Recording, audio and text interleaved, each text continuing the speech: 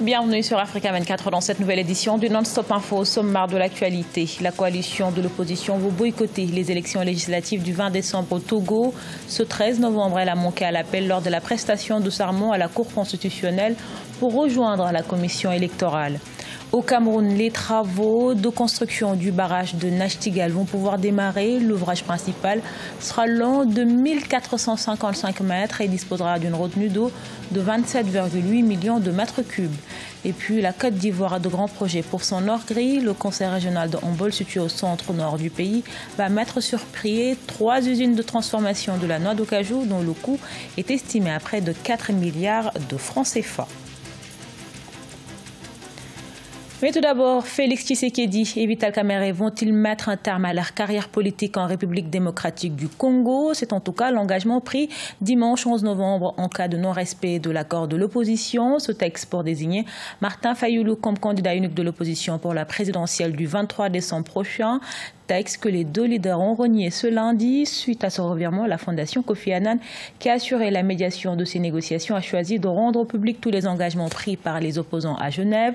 Il s'agit de 3 paragraphes particulièrement solennels, dont à l'approche de la nation et la sanction de ses pairs.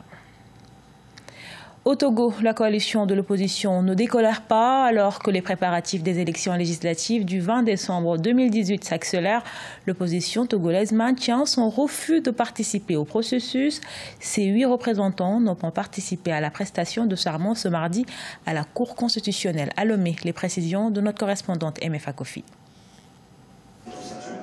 Attendus pour la prestation de serment ce 13 novembre, les 8 représentants de la coalition de l'opposition à la CENI, Commission électorale nationale indépendante, n'ont pas répondu à l'appel de la Cour constitutionnelle.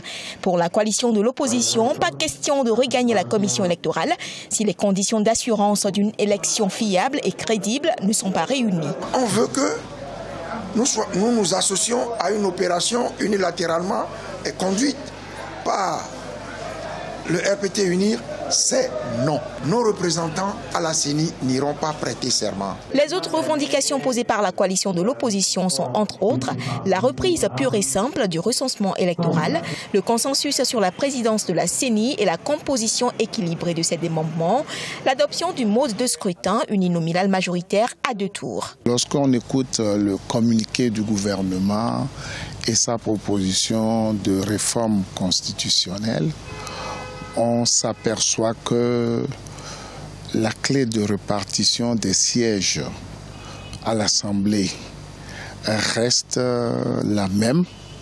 Ça veut dire que UNIR peut avoir moins de voix dans les urnes et beaucoup plus de députés. Toutes les lois que l'on va prendre à l'Assemblée, UNIR sera majoritaire. À un peu plus d'un mois des législatives du 20 décembre, la coalition de l'opposition organise une marche le 17 novembre dans les rues de Lomé et appelle ses militants à boycotter le recensement électoral prorogé du 16 au 18 novembre 2018. Elle reste toutefois ouverte à la facilitation de la communauté économique des États de l'Afrique de l'Ouest.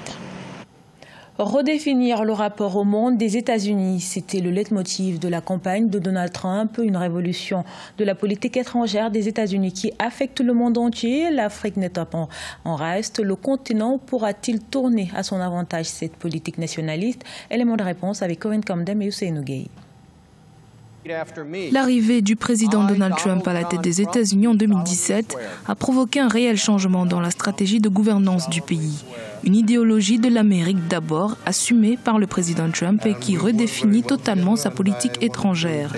Politique étrangère ayant une approche ambiguë vis-à-vis de l'Afrique. Déjà au cours de sa campagne électorale en 2016, le président Trump s'est gardé de faire de grandes promesses pour le continent africain. Il a plutôt émis l'idée de réduire de 30% le budget de l'USAID, l'Agence des États-Unis pour le développement international. Un programme qui a un véritable impact sur le chantier de développement de l'Afrique. Ce qui arrive à de nombreux présidents, y compris le président Trump, est qu'ils ont une idée de ce qu'ils veulent et puis ces idées rencontrent la réalité. Je pense que lorsqu'il se penche sur les marchés émergents, en particulier en Afrique, il reconnaît que la croissance du continent est également liée à la croissance économique américaine. Il a donc fait le pari de créer une nouvelle agence d'aide au développement, favorisant les entreprises américaines souhaitant investir en Afrique, ce qui conduira à une meilleure économie bilatérale entre les deux parties. En effet, au mois d'octobre 2018, le président américain a fait marche arrière en signant une loi portant création de l'USAID-FC, une nouvelle institution de financement du développement. L'agence est habilitée à fournir 60 milliards de dollars en prêts, garanties de prêts et assurances aux entreprises prêtes à faire des affaires dans les pays en développement. Les échanges commerciaux entre le continent et les États-Unis étaient de l'ordre de 55 milliards de dollars en 2017.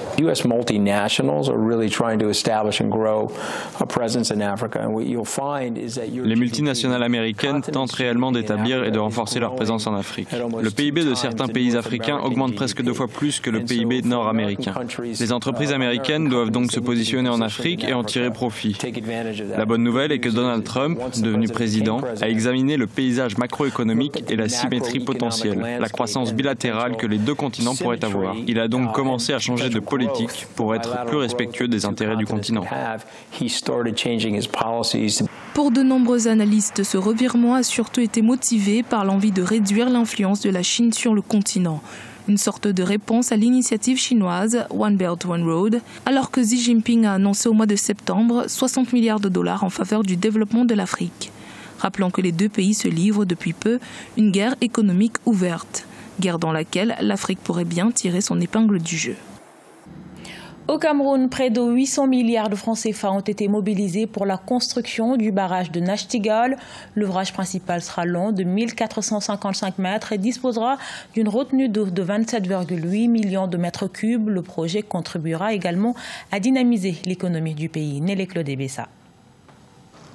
Le projet hydroélectrique de Nachtigal a franchi une nouvelle étape avec la signature des accords de financement de 786 milliards de francs CFA entre l'État camerounais et les partenaires internationaux le 8 novembre 2018. Construit sur le fleuve Sanaga, le barrage de Nachtigal permettra d'améliorer l'accessibilité et la fiabilité de l'approvisionnement en énergie renouvelable dans tout le pays. Le projet, qui est porté par la société Nachtigal Hydropower Company, augmentera de 30% les capacités de production actuelles du pays. Sur le plan énergétique, la construction envisagée avoisinera 400 MW, ce qui permettra aux grandes entreprises, mais également aux individus, de bénéficier d'une offre énergétique plus stable et de conditions de vie améliorées. Le barrage, d'une capacité de production de 420 MW, sera un pourvoyeur d'emplois au Cameroun. De sa phase de construction à sa mise en service, la centrale hydroélectrique de Nachtigal générera près de 1500 emplois directs sur une durée de 5 ans. Le projet contribuera également à dynamiser l'économie du pays. Au Cameroun, l'énergie constitue un facteur limitant de la production. À court terme, cet ouvrage devrait permettre de relever le niveau de production des grandes entreprises. Et à long terme, cette offre d'énergie améliorée pourrait permettre d'enclencher véritablement le processus d'industrialisation du Cameroun. À sa mise en service en 2023, le barrage de Nachtigal produira plus de 2900 gigawattheures par an. Rappelons que le Cameroun ambitionne de devenir un pays industrialisé à revenu intermédiaire à l'horizon 2035. Vers la privatisation de la compagnie aérienne nationale du Zimbabwe, le gouvernement a lancé un appel d'offres à cet effet. Air Zimbabwe a été mis sous administration provisoire en octobre dernier. La compagnie doit plus de 300 millions de dollars à ses créanciers étrangers et nationaux dans le cadre d'un programme de réforme économique visant à assainir les finances publiques. Air Zimbabwe fait partie des entreprises publiques en difficulté qui devraient être partiellement ou totalement privatisées au cours des 9 prochains mois, le 23 novembre 2018. Et la date limite pour la présentation des offres.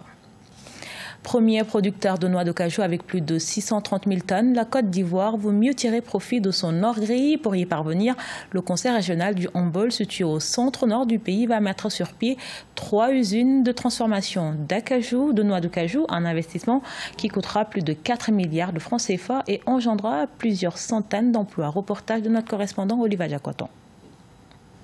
Essentiellement agricole et minière, la région du Humboldt au centre-nord de la Côte d'Ivoire dispose de plusieurs potentialités dont l'anacarde. Depuis 2 décennies, les paysans produisent chaque année des milliers de tonnes de noix de cajou, mais restent souvent confrontés au manque de débouchés. On a des problèmes.